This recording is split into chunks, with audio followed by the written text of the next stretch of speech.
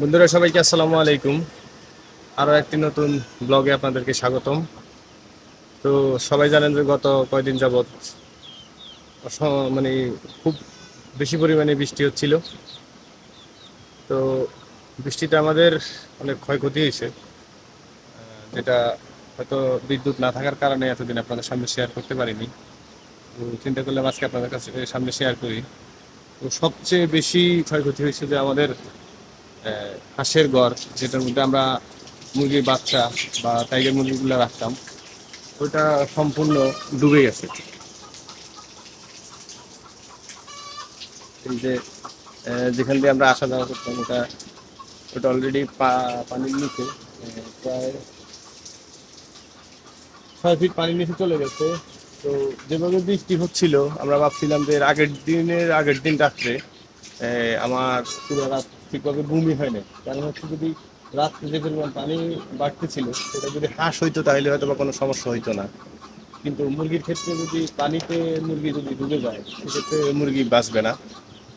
তো রাত্রে প্রায় এমন হয়েছে যে আমি 4-5 বার উঠে আইসা এগুলারে ফেল করে গেছি। যাক, আলহামদুলিল্লাহ আমাদের মুরগিগুলো ডুবে যায় নাই, কিন্তু এখন একবারে পানি লেভেল লেভেল হয়ে গেছে। তো গতকালকে বৃষ্টির ভিতরে এগুলাকে এখান থেকে ট্রান্সফার করা হয়েছে। ট্রান্সফার করে এগুলারে ছাগলের ঘরের একটা জায়গাতে, এগুলো আবার নেট দিয়ে একটা জায়গা করে ওগুলো এখানে রাখা হয়েছে। তো আজকে মোটামুটি বৃষ্টি বন্ধ আছে। তো যাক, বেঁচে গেলাম। তবে ক্ষয়ক্ষতির ভিতরে আরো অনেকগুলা ক্ষয়ক্ষতি, যেমন কি যে এখানে ছাগলের ঘরের পিছন সাইডটা বৃষ্টির পানি যে টিনের মধ্যে পড়ছে, পুরো এখানে পড়ার কারণে পুরোটা ভাঙ্গা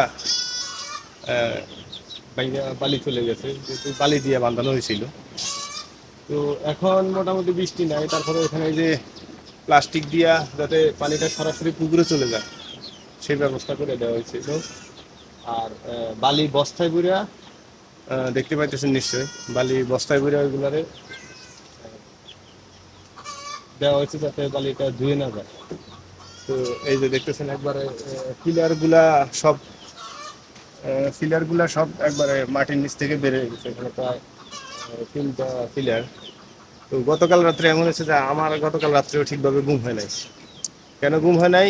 আমার একটা টেনশন ছিল, যদি বাই চান্স রাত্রে যদি বৃষ্টি হয়েছে, এ কারণে যদি ছাগলের ঘরটা যদি রাত্রে পুকুরের ভিতরে পড়ে যায়, তাহলে আমার মতো একটা ছাগল ভিতরে, ফার্মি মুরগি প্রায় বড় মুরগি আছে 21টা, তারপরে টাইগার মুরগি আছে, এখানে ফার্মি মুরগির বাচ্চা আছে প্রায় 32টা, 17টা ছাগল, সব নিয়ে সব নিয়ে মোটামুটি পানির নিচে। এ কারণে গতকাল রাত্রেও আমার ঠিকভাবে ঘুম হয় নাই। সেটা আল্লাহ উদ্ধার করছে, সবগুলো এখন ভালো আছে। আমরা মোটামুটি বৃষ্টি না থাকার কারণে এখন কিছুটা আশাবাদী যে হয়তো পানিটা আস্তে আস্তে শুকিয়ে যাবে। আর আমাদের ঘাসের জমির অবস্থা খুবই সিরিয়াস। সব ঘাস যেগুলো কাটা হয়েছে, সব ঘাস পানির নিচে। এটা হয়তো বা আজকের ভিতরে যদি পানি না কমে যায়, তাহলে পানি ঘাস সব নষ্ট। মানে কুকুরে খের খাওয়ানো ছাড়া গরুকে আর কোনো উপায় নাই। তো চলুন দেখাই এবার মুরগিগুলাকে ছাগলের ঘরে কিভাবে রাখা হয়েছে।